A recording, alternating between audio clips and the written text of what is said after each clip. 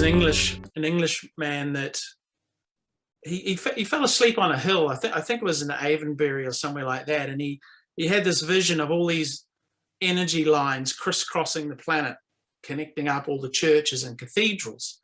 Yeah. And I think he was a dowsing expert, or he had friends that were, and so they checked out this theory, and it turns out that, you know, the majority of major churches and cathedrals are built on where these ley lines crisscross across the planet, and I believe Stonehenge does as well. So some people have analogized it to almost like acupuncture, where a human has these natural meridian points where energy's concentrated or crisscrosses, and, you know, they can, using a special acupuncture needle, and sometimes they're silver, they can, you know, tweak those energies or concentrate them or disperse them if they're too concentrated.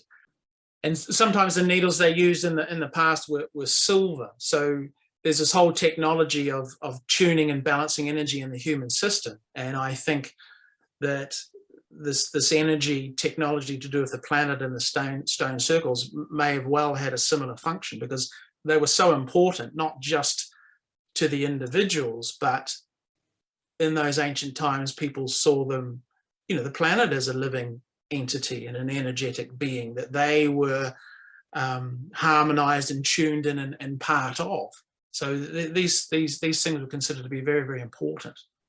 Where, you know, I believe at Stonehenge, you see all these lovely photos of it, but there's a big motorway that goes just past it, doesn't it? You know, you don't normally see that shot. So no consideration about sacred energies or power points on the planet.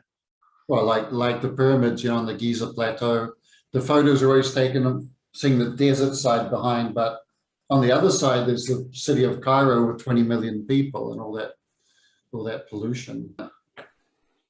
So yeah, so much for the sacred energies. But yeah, Stonehenge is the most famous one, and yet, you know, there's I would love to have a few years free and a suitcase full of money just to go traveling and visiting all these other hundreds across the UK, but in other countries as well.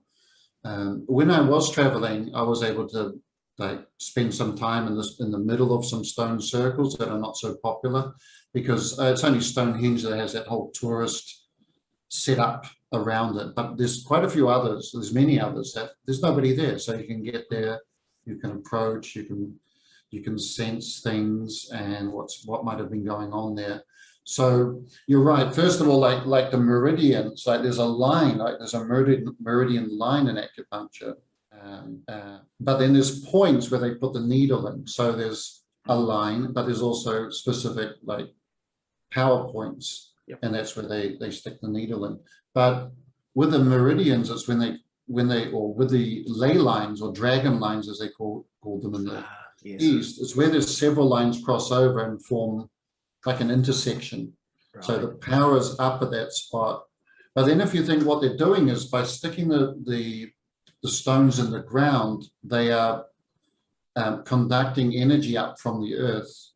And then a stone is like it's a crystal, right? It's a mineral, so it holds force. So now you've got an area that's already the intersection of several ley lines.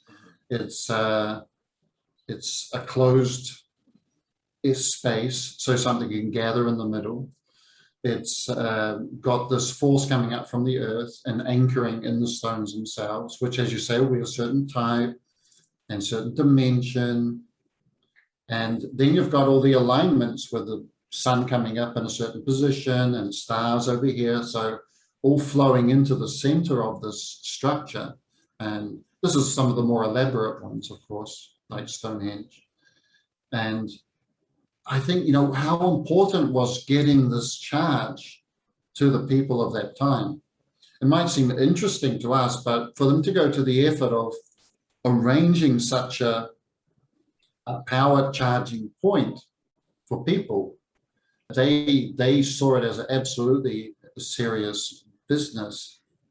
Well, and the thing too, I think that's such an important point and analogy about we're looking at something in our time, that, you know, like a television or a mobile phone it's actually not connected and plugged in, because like when you say with the phone, it's not just the power that charges the battery, but you need to have a whole cell phone network.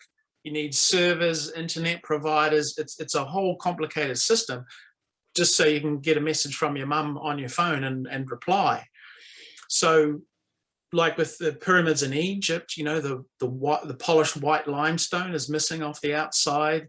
The gold cap at the very top is missing. Okay. So they can literally deactivate.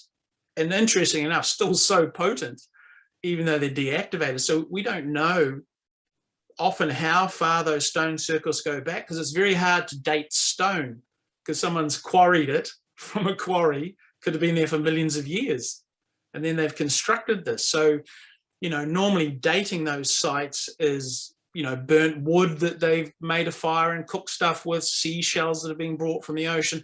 They've got to find other seeds and pollens. They've got to find other factors to try and date it. So we really don't know what else was part of that machine that's now deactivated and not in regular use. You know, we really are looking at the bare bones of something which is still potent and still carries a frequency and a nature to it. Yeah, and you got to imagine the people back at that time, like farming and doing whatever they're doing, and some local guy, local magician or priest or whatever says, well, we're going to need to set up a stone circle here, and they say, fine, we can do that. And he goes, yeah, the stones are going to weigh 25 tons each, and they need to be taken from a spot from hundreds of miles. I mean, there's going to be a rebellion on your hands, right? I mean, who's going to agree to do that unless there was a collective understanding of the importance of it? And I think the how of it we can't even get into as possibilities in this conversation. But I think the why of it is there's plenty to still sort of consider in the why of it still. Because the how is really enigmatic, because 25 tons, you know, that main circle of stones around Stonehenge, for example, most of the stones are about 20 to 25 tons. But to put that in perspective, an average car weighs about 2 tons. So, you know, imagine you and I going outside and saying, well, we want to pick up this car and just hoist it a few meters down the street. If you've ever tried to lift a car with a friend, you know, it's not easy. You see these protest people trying to turn over a car, and there's a whole gang, and they're all humping and bumping, and they can't get the car over. You know, it's very hard to turn the car over. That's just 2 tons. An elephant, like an African elephant, weighs about 4 tons. So now you've got a 20-ton block, and I think there's about 30 of them in the circle, the main large outer circle. So you're talking about, if a car is 2 tons, you're talking about a pile of 15 cars. Then you call all your farmer friends over. You know, it's all on a kind of platform. All right, ready? 1, 2, 3, lift. You know, it just doesn't make sense. Then you got these like lintel stones on the top. Yeah, they're not quite as heavy, but still extremely heavy, that were lifted up and put in position, because that was important as well. And those are the outer stones. There's 5 big stones in the center, trilithon stones they're called. And these ones, this arrangement of 5, these ones are around 50 tons. Wow. It's an incredible weight.